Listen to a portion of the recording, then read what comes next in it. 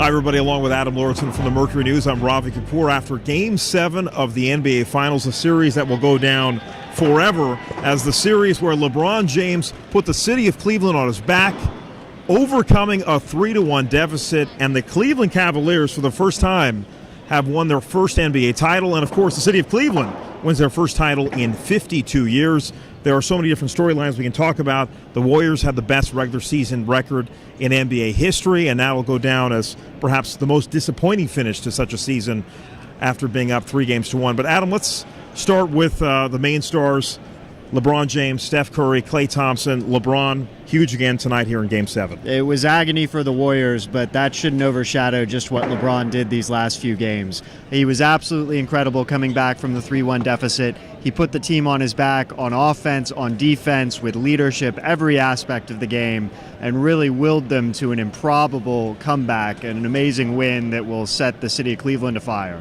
That's right. The final score was 93-89, and this game was in doubt until the final minute when Kyrie Irving hit a major three-point shot at the end. When the Warriors were missing jumpers the last 4 minutes, they did not score, and it was very similar to what happened in Game 5, where the Warriors' legs gave out. They couldn't hit any jumpers, and Cleveland was able to hit some money shots in crunch time. Yeah, the Warriors simply just didn't look like themselves coming down the stretch. They weren't getting shots from Klay. They weren't getting shots from Steph. Curry had a three-point isolation against Kevin Love there at the end of the game, and he simply wasn't able to get open. That's not the Steph Curry that we're used to seeing, and it was, I think, alarming for the Warriors. When they're not able to get those shots from Curry, the offense simply doesn't run as smoothly as it usually does.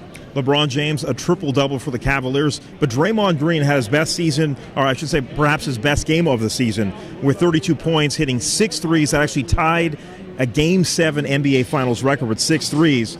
But it wasn't enough, as even though afterwards LeBron and Draymond certainly exchanged pleasantries. Draymond played fantastic, but Klay and Steph did not have it tonight. What a mix of emotions for Draymond Green. Steve Kerr said afterwards that it was one of the most amazing Game 7 performances he's ever seen, and I think that stacks up with the statistics. At the same time, Draymond Green said afterwards that he blames himself for losing this series because of his absence in Game 5 because of the suspension.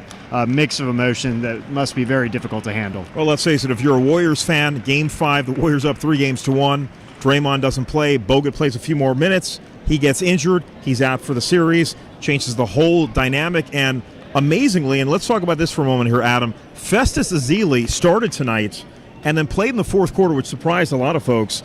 And LeBron James took advantage of that mismatch as Ezeli, I think in a very critical play in the fourth quarter, got Ezeli on a switch and had Ezeli commit a foul, triggering a three-point play. LeBron was able to get 3 free throws in that sequence, and it was unbelievable to see Ezeli down the stretch here in Game 7 of the NBA Finals guarding LeBron James. Now, there were 3 consecutive possessions where Ezeli was isolated on LeBron James, and like you said, he got points out of those. Kerr said he wanted rim protection in at the end of the game, but it wasn't working for him, and it cost the Warriors dearly down the stretch. I think they'd like to have those rotations and possessions back if they could. It's hard to criticize Steve Kerr for all the stuff that he's done over the last couple of years, but if there was one moment where perhaps he should have pulled out Ezeli after the first time James exploited that matchup, he probably should have pulled the trigger a minute sooner, because James certainly saw that. Harrison Barnes, another mediocre night for him.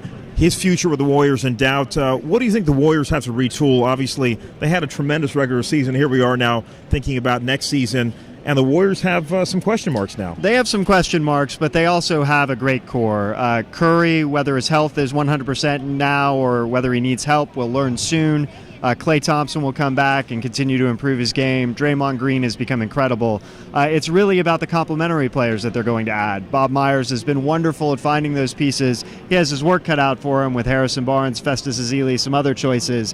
But Warriors fans should be confident. They've found a way to surround an amazing core with great players. I'd expect nothing less next year. And, of course, if you're a Cleveland fan, you must be elated. Of course, LeBron James, a free agent in the offseason.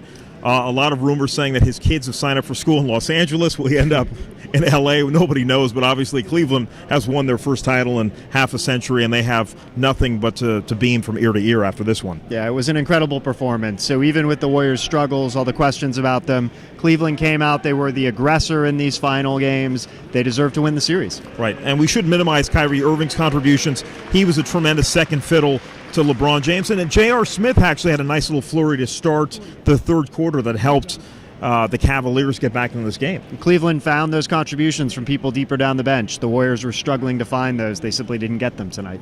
I have a feeling we may see these two teams perhaps again this time next year. Well, for Adam Lauritsen, I'm Ravi Kapoor. We really appreciate the time. We'll see you next time. Thanks for joining us.